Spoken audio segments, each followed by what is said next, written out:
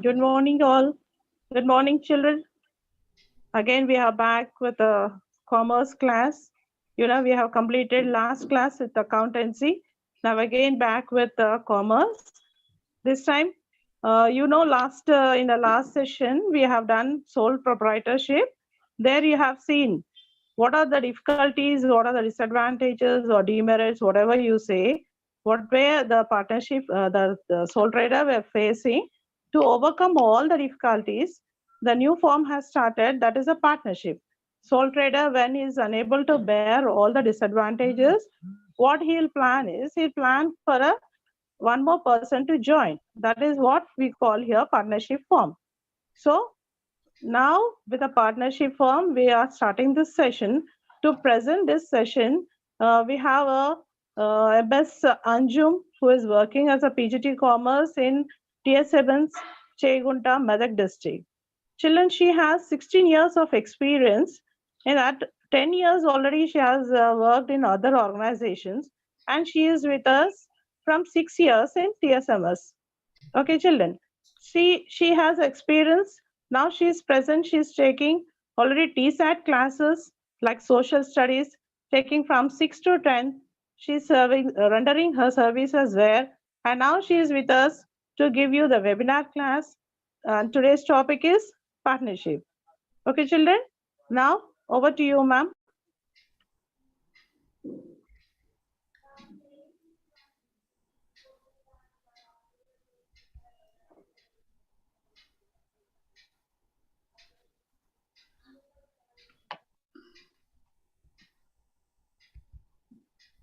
Thank you, ma'am, for the lovely introduction.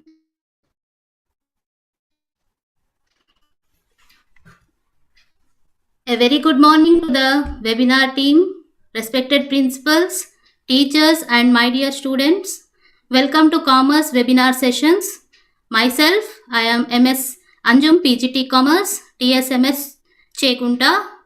I am really thankful to our additional director sir, Sri Satyanarayana Garu, our joint director sir, Sri Rajiv sir, for organizing the webinar sessions so that the connectivity between the students and the teachers is not lost even during the pandemic times.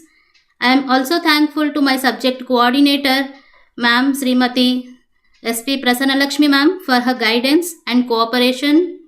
I am thankful to my Supervisor sir, TSMS Chegunta, for his cooperation and support. Children, today we are going to discuss chapter 4, partnership firm in commerce theory part. So in the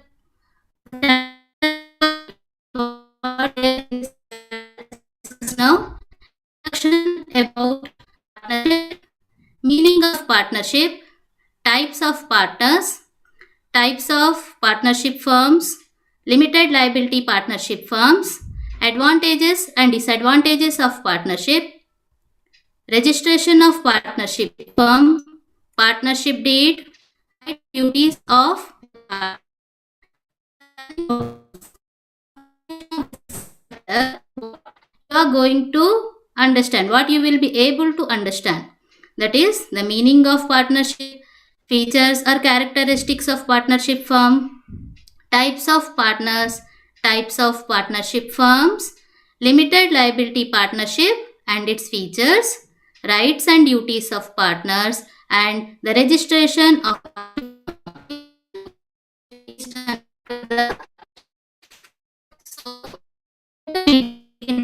children. So in the previous class, you have understood about sole proprietor. Who is a sole proprietor, children? The person, the businessman who handles the entire business, and he doesn't have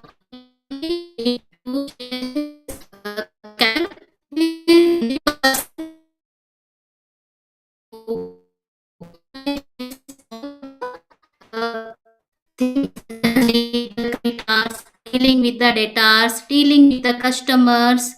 Okay, so these all things he will do it by himself, and he also shares the profits and losses also by himself. Yes, children. So you also have learnt about certain disadvantages of the sole proprietor. What are the disadvantages? Such as unlimited liability. So what is unlimited liability, children? Do you remember? Yes. So what it is when a sole trader, okay, so when he does the business and the business sometimes enters into losses. So he may have his own loans or the debts. Okay, so he has to repay all the loans or the debts by himself, and he has to, what he has to do, then he will have to sell off his business assets, such as he may have to sell off his machinery, furniture, vehicles, etc. But even if it is not sufficient, he will also have to sell or use his personal assets also. What are the personal assets? Such as he may have to sell his own car or land or house to repay the loans or the debts. So this entire situation can be called as unlimited liability. Okay, so this is one of the disadvantage of sole proprietorship. Then he also have another two disadvantages. What are those? Such as limited financial resources. Okay, such as he will have to get the finance by himself. He is the only source. He may take debt, he may get it from a bank as a loan or something, but he is the only person who has to provide, so which is limited.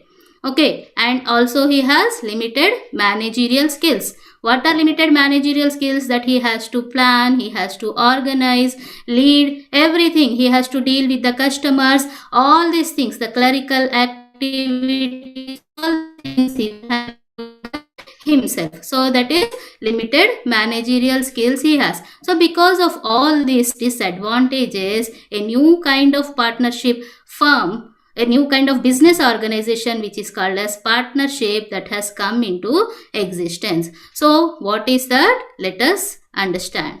What is partnership firm? Children, a partnership is a business organization, okay, where the two or more people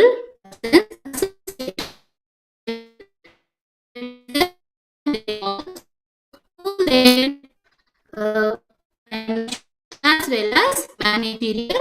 It can be 2 persons, it can be also more than 2 persons, and they will bring together and why they have associated, why they are pooling up the financial and the managerial resources to do the business, and doing the business, that is to share the profits. If it is profitability, they will share the profits, and if it is loss, they will share the losses also. So this kind of business organization is called as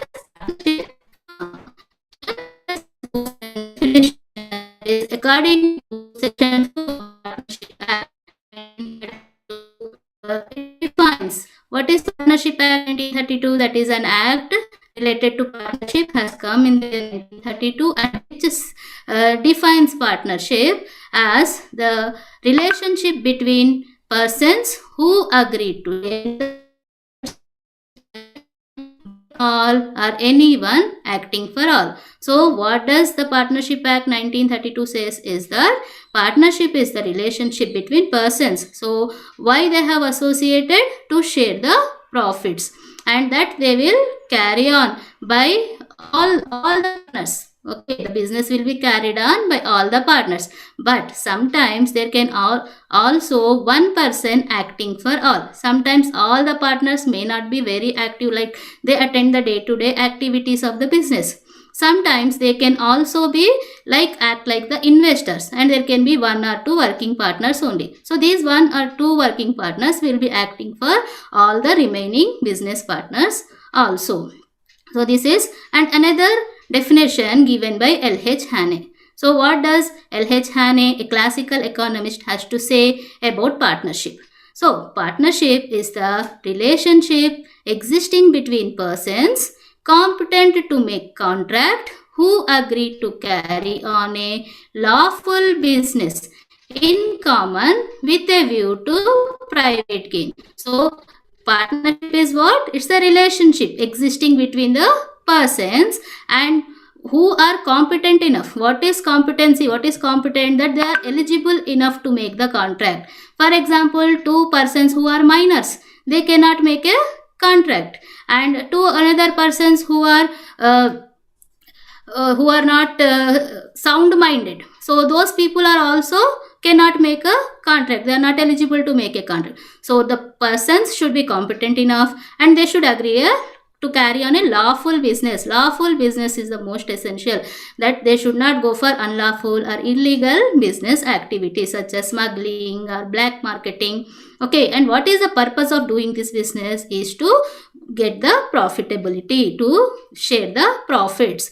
So, and thus we can say that two or more individuals may form a partnership by making a written oral agreement that they will jointly assume full responsibility for the conduct of business. So it can be a partnership, can be a written agreement, or sometimes it can be an oral, just by talking to themselves they can agree.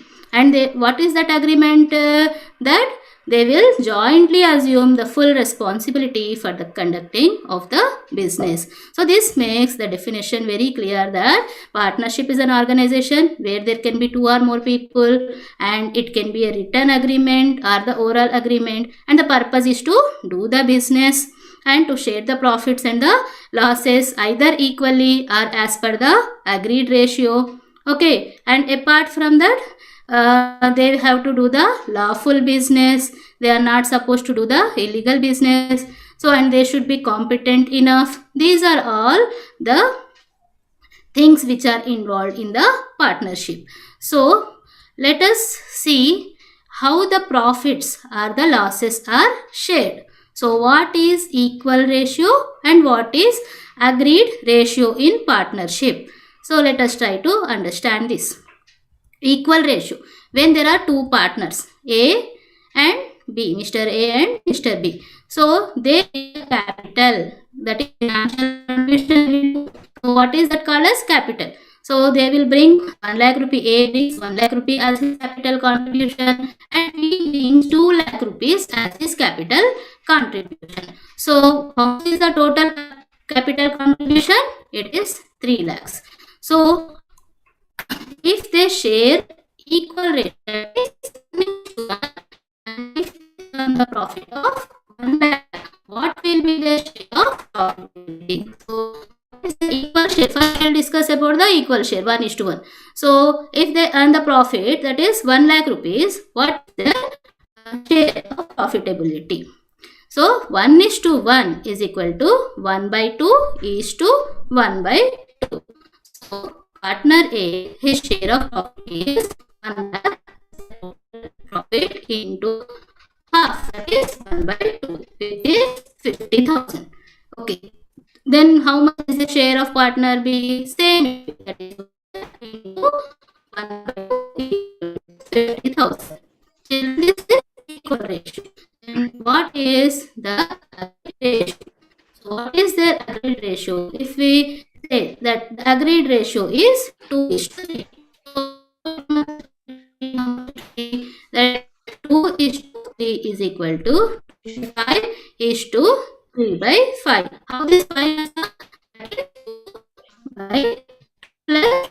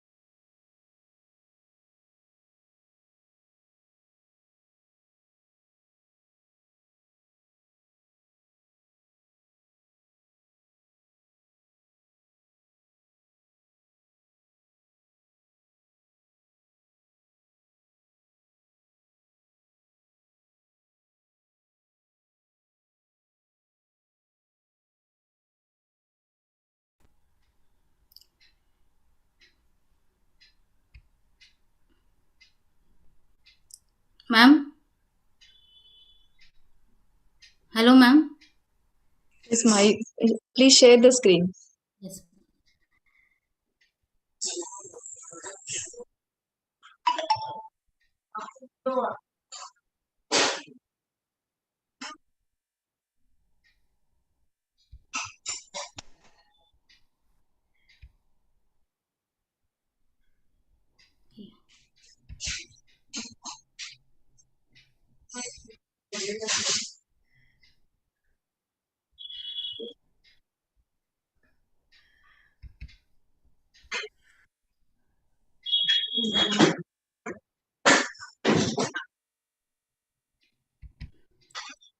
Yes.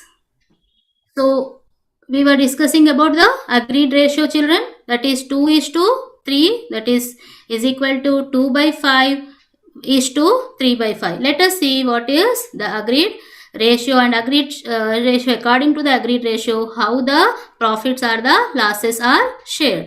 So for partner A, when it is 1 lakh, we have to multiply with 2/5, which is 40,000. So the share of profit for partner A, it is 40,000, and then for partner B, let us see, it is 1 lakh into 3/5, which is 60,000. So this is what they have agreed at the time of partnership agreement only, that they are going to share the profits or the losses in the ratio of 2:3. So this is how much they have to share. That is partner A, he has to share the profit of 40,000 from 1 lakh, and from 1 lakh partner B will share 60,000. So this is how we calculate the agreed ratio. And even for losses also they have to share in the same way.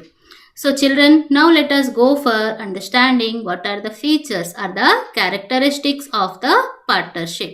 So the first one, it is formation. Second one is the association of 2 or more persons. Third one is unlimited liability. Fourth, it is implied authority. Fifth, it is existence of lawful business. Sixth, it is utmost good faith. Seventh, it is principal-agent relationship. Eighth, it is restriction on transfer of shares. Ninth, voluntary registration.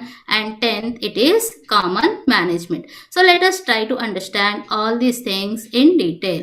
So the first one is formation. So how does the formation of an partnership organization takes place? So partnership organizations should be governed by the provisions of Indian Partnership Act 1932. Means all the terms and conditions whatever are there in the Partnership Act 1932, all the partnership firms have to follow those. And then how does the partnership firm comes into existence? That is, it comes into existence through the legal agreement. Legal agreement is a must at the before the formation of the partnership takes place. Then what is there in the legal agreement? Such as the terms and conditions will be there, how the business should run, okay, what are the rules and regulations to be followed, and about the relationship of the partners, how do they associate, who will be a working partner, who will be the other partners who are acting like the investors, which we will be learning in the coming part of the lesson, and how do they share the profits and losses. All these things will be there in the legal agreement. And the manner of conducting the business, how the business should be conducted, who should, whether it is a trading concern or it is a manufacturing concern. If it is a trading concern, so from where to get the products, that is to be from the wholesalers, who are those wholesalers. And if it is a manufacturing concerns, how the raw material should be brought, how the machinery should be purchased, what is the manner of conducting the business. All these things should be decided at the time of formation of the partnership concern. So the next one now is that every business organization, including partnership, should be based on the profit motive. If they are associated, they are doing certain things, then it should be for the purpose of earning the profit. Suppose if 2 or more people associate to provide some free distribution to the poor people, like charity, we cannot call it as partnership. Okay, why? Because there is no profit motive over there. So this is about the formation. Now let us go for the next feature, that is association of two or more persons. So how many persons can associate? It should be minimum 2 persons compulsory. Okay, if it is one, we cannot call it as a partnership, isn't it? It is only a sole trader. So minimum persons in a partnership firm, there should be 2. And in case of banking business, it is not more than 10. Means there should be 10 persons who can associate. It can be 8, it can be 7, it can be 6, whatever the number, from 2 to 10. And the next one is in any other business, general business, under partnership, it cannot be more than 20. Means 2 to 20, any number of members can associate themselves, bring the capital, do the business, share the profits and losses. So, but it cannot be more than 20. This is how the association of the persons take place in a partnership. Then the third one is unlimited liability. So we were discussing about unlimited liability in the earlier part of this lesson on a sole trader. What it was that the personal assets of the sole trader should be sold off to even to repay the loan. To repay the loan, he has to sell off or use his personal assets also, so that the loan gets resolved. So for the same thing is applicable even for the partners. So partners assets also should be used if the loan is still not paid by selling of the business assets. If the business assets are there and they are unable to repay it by selling of the business assets when the business is running into the losses. So even the partners have to sell their personal assets such as car, building or any other thing to repay the loan. And the difference is that sole trader is only upon him will be the burden of repayment of the loan, whereas under partnership, this risk of sharing the personal assets will be distributed among all the partners, and also they are jointly and individually responsible to repay the loan. So what is jointly and what is individually responsible? That is, suppose if there are partner A, partner B, partner C and partner D. So if they have the loan of rupees 2 lakhs, okay, so and they share their profits and losses in the ratio of 1:1:1:1.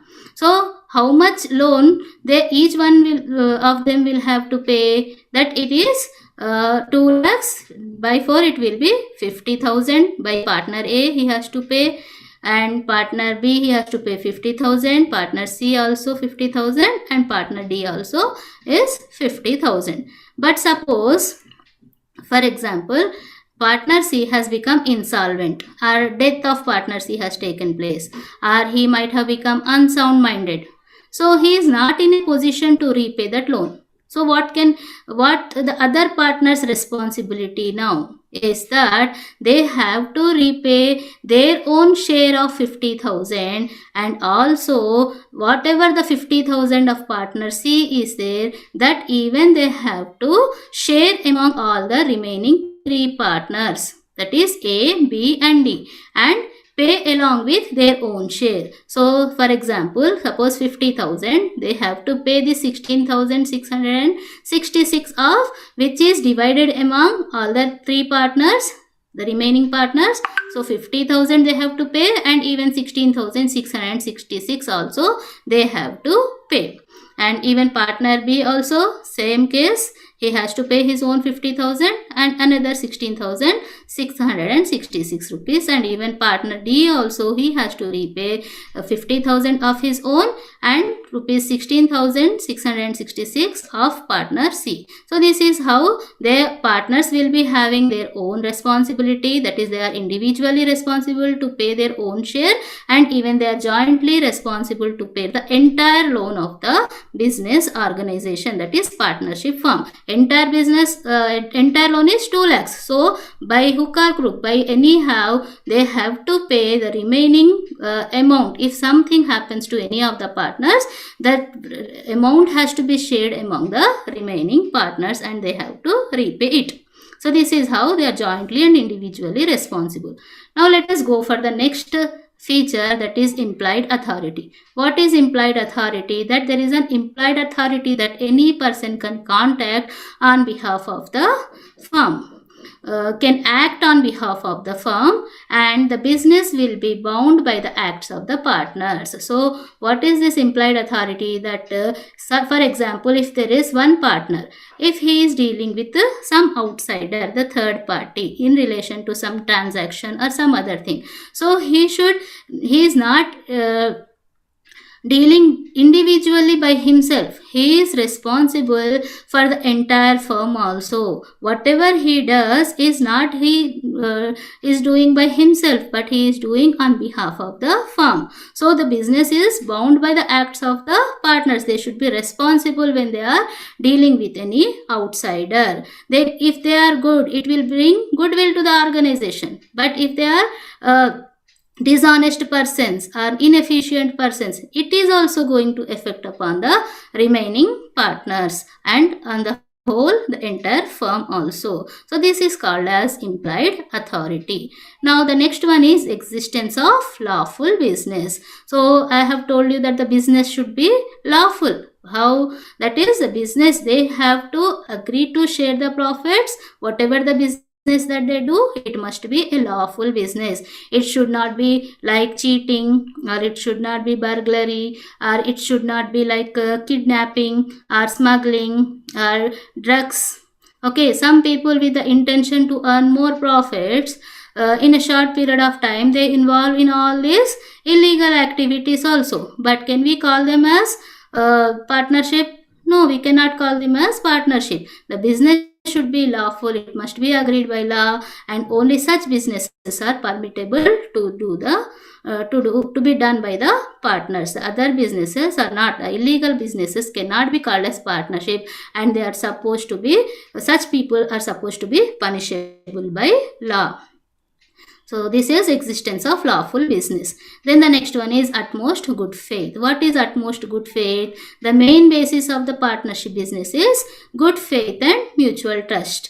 Each partner should act honestly and give proper accounts to the other partners. So main basis is good faith. They should have good faith upon each other. All the partners, they should behave in a good way. They should have trust upon each other. Why the trust is essential? Why they should be honest and they should give proper accounts to the other partners is that there are some partners in a partnership organization, they may involve in day-to-day activities. Some may not be involving. They will come some very less times, and they may just see the accounts and all, and they may go away. So even such people, such partners also should have trust upon the working partners. It is compulsory.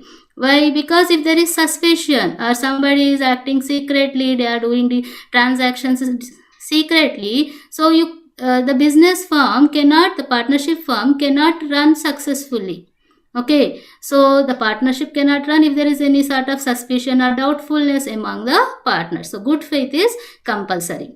Then the next one is principal and agent relationship. So what is it? That there must be an agency relationship existing between the partners. Every partner is the principal as well as the agent of the firm. For example, if there is a partnership and partner A is there, so he is dealing with the third party related to the transactions. So here partner A becomes the agent of the partnership firm.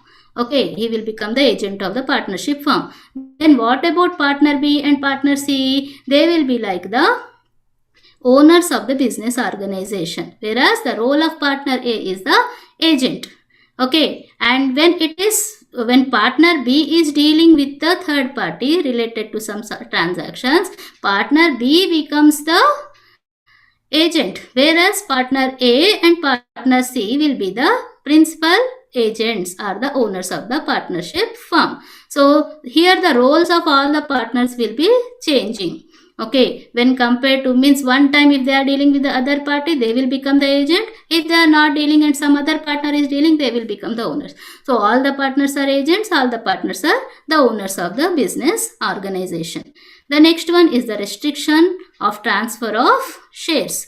So what is it? That no partner can sell or transfer his shares to others without the consent of other partners. They are not supposed to sell or transfer their shares. Okay, without informing. Consent is without taking the agreement from the other partners. So suppose if some of the partner is not willing to continue in the partnership, or suppose he want to give his partnership share to somebody else, to a third person, or he is not willing and he just want to withdraw. So at that time he has to give the notice for the dissolution of the firm. Dissolution in the sense dissolving of the partnership firm. So this is one of the feature, means same partnership cannot continue. That is, after dissolution they will have to go for having another new agreement if one or two partners are withdrawing from their partnership. So the next one is voluntary registration. What is voluntary registration? The registration of the partnership firm is not compulsory. Okay, so according to Partnership Act 1932, registration has not been made compulsory. Whereas if it is an unregistered firm, for example, okay, it suffers from the limitations which make it virtually compulsory to be registered. So what are the limitations that it will suffer? The limitations such as the government may provide certain subsidies, certain grants to the registered firms.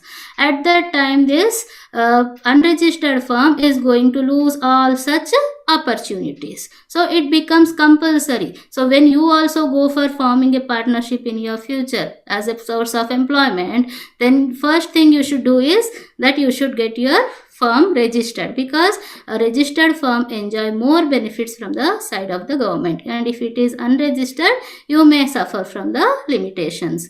So, and the next one is, the last one is the common management. What is common management? That every partner has legal right to participate in running of the business. They have the right to participate, but it is not compulsory for all the partners to participate in day-to-day activities. Sometimes, as I said, that some partners may be having their own work or busy in some other things in their jobs, and they have certain capital, so they have contributed in this partnership and they have formed the partnership firm. So for such partners it may not be possible for them to involve in the day-to-day activities. So but whenever any important decision has to be taken, okay, so all the partners' consent and agreement is essential to take the decision. So because he is not there, so let him go off, let us ourselves decide. This is not the case at all. He has to be contacted, consulted, and his agreement should be taken. Only that decision can be implemented. Children, with this we have completed all the features of the partnership. Then now let us go for the next thing, to whom these partnership firms are suitable. So to whom are these partnerships suitable? These firms are ideal form of organization for small and medium organizations. So which has limited capital. Those who are having limited capital means, as I said, 2 to 20% only. So that makes a limited capital only when compared to joint stock company, and other resources such as managerial resources, and limited scale of production, such as some products may not have abundant demand, limited demand, so limited production will be done, so and limited market for such products. So such kind of products also the partnership firms are suitable. And apart from that, those who have limited specialization in management, like there can be chartered accountancy firm, there can be a clinic, okay, where the doctors who belong to different specializations, such as some can be a thyroid specialist, some can be an ENT, or some can be a general physician, and some can be for the diabetic. So all such people also together can come and they can form a partnership firm. And even you can go for a law consultancy. Okay, so that law consultancy, it will be some lawyer can be good at dealing with the criminal cases, a lawyer can be good at dealing with the civil cases, and a lawyer can be good at dealing with the cases of labor cases. So all those people also can unite and they can form a partnership firm. So this is how to whom the partnership firms are suitable. Now let us go for understanding about the types of formers. So partners are divided, types of partners are divided based on the extent of participation, based on the sharing of the profits, based on liability, and based on nature of behavior. So based on the extent of participation, partners are divided into two, that is active partners and the sleeping partners. Who are active partners? The name itself says active. They will attend all the day-to-day activities they will involve in all the day-to-day activities. Such partners are called as active partners. Then who are the sleeping partners? The sleeping partners are those partners who are not every day involving in day-to-day activities. Sleeping doesn't mean they will sleep. Okay, so they will not involve in the day-to-day activities. They will come sometimes to check the records or how the business is going on, but they will not be present in the business organization every day. So, but both of them share the profits and losses equally. Both of them can contribute for the capital, contribute their capital also. So this is about the active partners and sleeping partners. So based on sharing of profits, partners are divided into two. They are nominal partners and partners in profits. So who are the nominal partners? Suppose a partnership firm, this partner allows his name to be taken among the other partners also. So such a partner is called, suppose A, B, C, D are the partners. So partner E, there is no E, but the name of E also is taken among the remaining partners. So such partner, only nominal sake, okay, he is called as a nominal partner. He neither invests any money as a capital, he neither shares the profits and losses also, but he is liable for the acts of the remaining partners or all the partners. Whoever does anything, any of the act, dishonesty, he is also held responsible for that. Then who are the partners in profits? Partners are those partners who have their share only in the profits. They don't have their share in the losses. Okay, they will bring the capital and their liability also is limited. They don't have unlimited liability. So in exceptional cases, if minors will be the partners, then such partners will be the partners in profits. They are not involved in the managing of the business also. Then this is about the nominal partners and partners in profits. Children, now let us go for the next one. That is partnership based on the liability. There are limited partners and unlimited partners. So who are the limited partners? The liability, whose liability is limited, that is they don't have unlimited liability. Their liability is only up to the contribution of their capital. So such partners are called as limited partners. Suppose they have invested 1 lakh rupees. Only that much will be their liability. So they are not going to lose or sell their personal properties. Okay, when the business is running in the losses. Then who are the general partners? The general partners are those partners who have unlimited liability on them. Okay, those who are not limited partners are the general partners. So they are going to lose if the business is running in losses. They will lose their capital. Apart from that, they will also have to sell their personal properties if the situation arises to repay that loan. So such partners can be called as general partners. Now let us go for the partners based on the nature of behavior. So those are partners by estoppel and partners by holding out. Who are the partners by estoppel? So the partners whose behavior is as if that they are the partners of certain organization.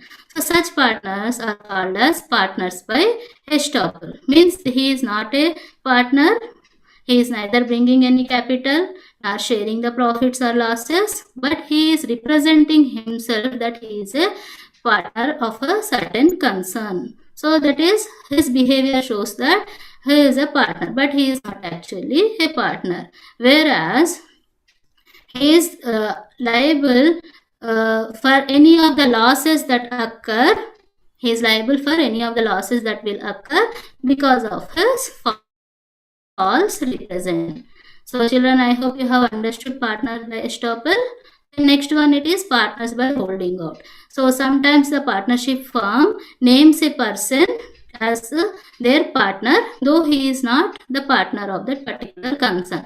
Such a partner is called as partner by holding out. He, for getting the goodwill, or for if any influential person is there. So sometimes the partners will, to increase their goodwill, will go for naming such a person as their partner, and that partner also doesn't have any objection, or he doesn't disclaim it. So he is neither sharing the profits or losses, nor he is having he brings any capital also to the business, but he has unlimited liability, that if the business runs into the losses, he is also liable to pay the debts of the business concern. So this is the types of partners. Children, I hope you have understood all this.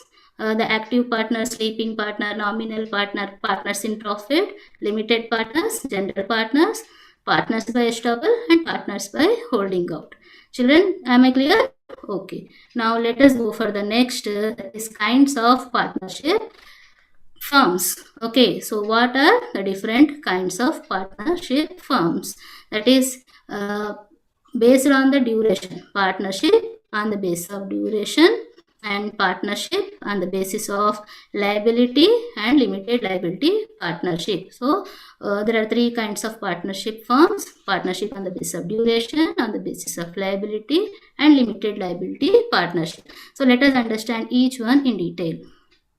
Partnership on the basis of duration, it is again divided into two: partnership at will and partnership, particular partnership. Okay, what is partnership at will? So it is a partnership which has been formed for an indefinite period. Partners have not decided the duration at the beginning of the commencement of the business. They did not decide it. Okay, that is partnership. They will, if they want to dissolve it, they can dissolve it. If they want to continue, they will continue. So this is as per the will of the partners. So it is partnership at will. Then what is particular partnership? Here the partners have decided the duration of that partnership firm earlier, at the beginning, at the commencement only of the business organized in partnership firm. So that suppose if any venture or any work is there, any project is there. Okay, so during that time they will have to go for deciding at what time the project is or venture is getting accomplished. So that much only will be their partnership. After that, the partnership gets automatically dissolved. So this is called as particular partnership. Then the next one, partnership on the basis of liability. It is divided into two: general partnership and limited partnership. What is general partnership? So this is a partnership where upon the partners unlimited liability exists. Okay, that is called as general partnership. Okay, children. So what about the limited partnership?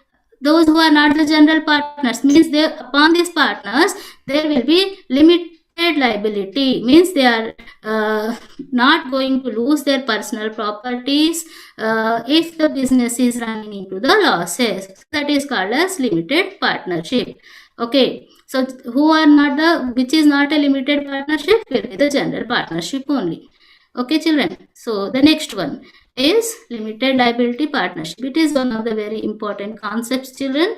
So limited liability partnership is an alternative corporate form that gives the benefits of limited liability of a company and the flexibility of the partnership. So the goodness of the partnership and the goodness of a joint stock company have been together combined to form limited liability partnership firm. So there are certain disadvantages such as unlimited liability in partnership. So there is no such disadvantage in the company. So the goodness, that is whatever the good features of the company have been united with the partnership, so that these firms can work efficiently, they can expand their business organization, and they don't fear the risk of conducting the business. So let us try to understand more about it. Limited Liability Partnership Firm. Government of India passed Limited Liability Partnership Act in the year 2008 and it was notified on 31st March 2009. So according to this, the LLP shall be a body corporate and a separate legal entity, separate from its members. So in joint stock company, the company is separated from the shareholders. Similarly, in LLP also, whereas in partnership, the partners and the partnership is one and the same. Sole trader and sole trading concern is one and the same. But in joint stock company, the shareholders are separated from the organization. Similar, that feature of the joint stock company has been taken into consideration for LLP. So the LLP is separated from the partners and it has its own identity or entity, in the sense it is acting like an artificial person who can deal with the third parties independently, and apart from that who can also buy the assets in its name. Okay, so the partners will do that. Then any two or more persons associated for carrying on a lawful business with a view to earn profits may be subscribing their names into incorporation document and filing the same with the registrar for forming the limited liability partnership. So if two or more persons who are willing to carry on a lawful business, they want to go for LLP, so they may subscribe their names into an incorporation document, file the same with the registrar, and they can form the limited liability partnership. So what is the definition given here is, according to Section 3 of the Limited Liability Partnership Act, an LLP is a body corporate formed and incorporated under the Act, and it is a legal entity separate from the partners. So it is a body corporate, it has been incorporated under the Act, and it is also a legal entity. It is an artificial person, it is separated from its partners. Let us see the features of the LLP. So what are the features of limited liability partnership? So the first one is limited liability. As we have discussed under the general partnership, the liability is unlimited. So the partners will be at a risk of repaying the debts or the loans. So such a risk is not there under the LLP. Each partner will have to pay only that much what they have contributed. If the situation is that if they have to lose it, they will use only the limited amount. They will not go beyond that. So that is limited liability. So further they can expand the business also. They can think of being more, doing many things in the business organization.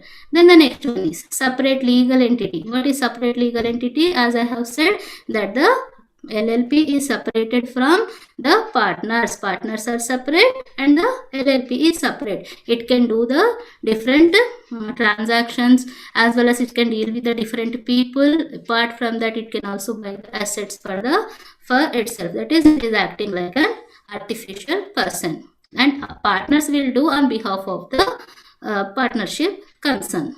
Then the next one is number of members. Number of members, as in the partnership, there were only 2 to 10 for banking business and 2 to 20 for the general business. So it is like a risk over the members of limited capital. But here there is no dearth of the capital. They can have so much of capital because here the number of members is 2 to unlimited. So many members can become the partners of the partnership of LLP.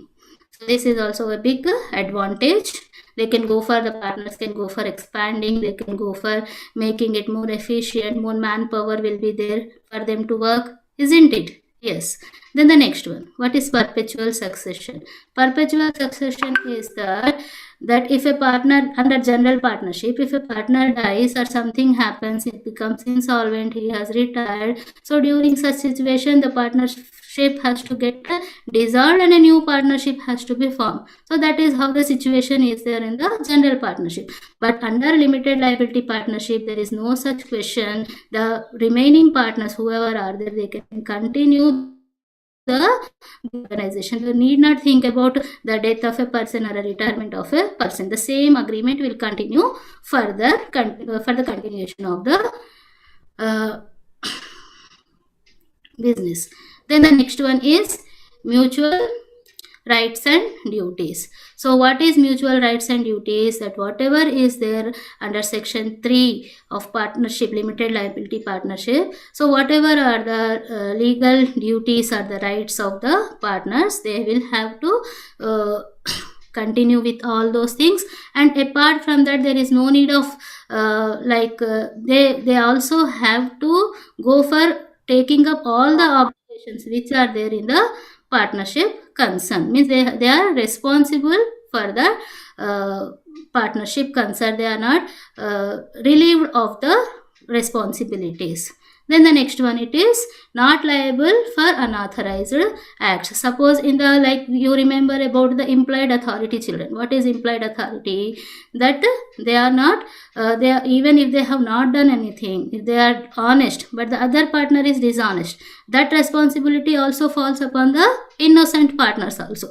So under the implied authority, that has been removed under the limited liability partnership. All the partners are not responsible. Only who has done that particular misconduct, only he has to bear the losses for what he has done, and even he has to compensate the loss to the LLP also, limited liability partnership also. So that is not liable for the unauthorized. So this is also a benefit for the limited liability organization, and the partners can go for forming the limited liability organization, partnership firms, so that they can enjoy all the benefits and can expand, earn huge profits and losses for themselves.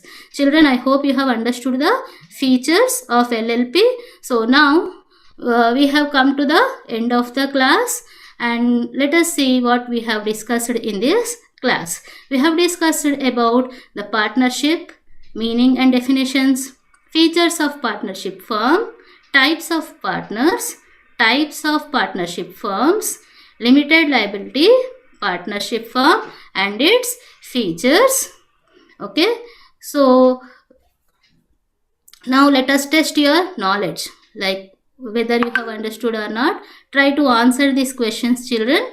Like the first question is, define partnership, state the important features of partnership. So this is very important question from the examination point of view. It comes for 10 marks. And the next question is, discuss different types of partners. This is a 5 marks question, children. And the third question is, define limited liability partnership and state its features. This is also a 5 marks questions. So after completion of this session, children, you must go through the textbook, read the entire textbook, and you also should learn all what are the different concepts are there. So reading of the textbook is very important. Apart from that, understanding is very, very important, so that you can also think about farming after instead of depending upon anybody for the employment purpose. You yourself can start your own partnership organization and run it efficiently, expand it, and you can earn huge profits for yourself. So children, with this we have come to the end of the class. So thank you very much for listening to me. Over to madam. Okay, madam, very good. Session was excellent. I hope all the students have understood very well what all ma'am has said. The children, you have to follow what are the instructions ma'am has said. And you see, now with this, we have not completed the partnership firm. Only the half part we have completed. Tomorrow we'll continue the session and we learn what are the merits and demerits of the partnership. Okay, children. Then what you have to do is, I heard that in every new year, students will be taking some resolutions, like they'll promise each other and they promise themselves that we'll do this thing, that one. So I hope you have done your promise in this year, in pandemic year, that we'll listen to all the webinar classes, learn commerce and get good marks. Okay, children. I hope this is your resolution. Clear? So stick on to that, listen to the classes. We'll be coming with very interesting new topics with new presenters. See, madam, she has so much experience and very well she has explained. Really, madam, we enjoyed your class. I hope all the students understood very well. We will be back, children, with tomorrow, continuation of this class. Thank you. Yes. Okay. Thank you.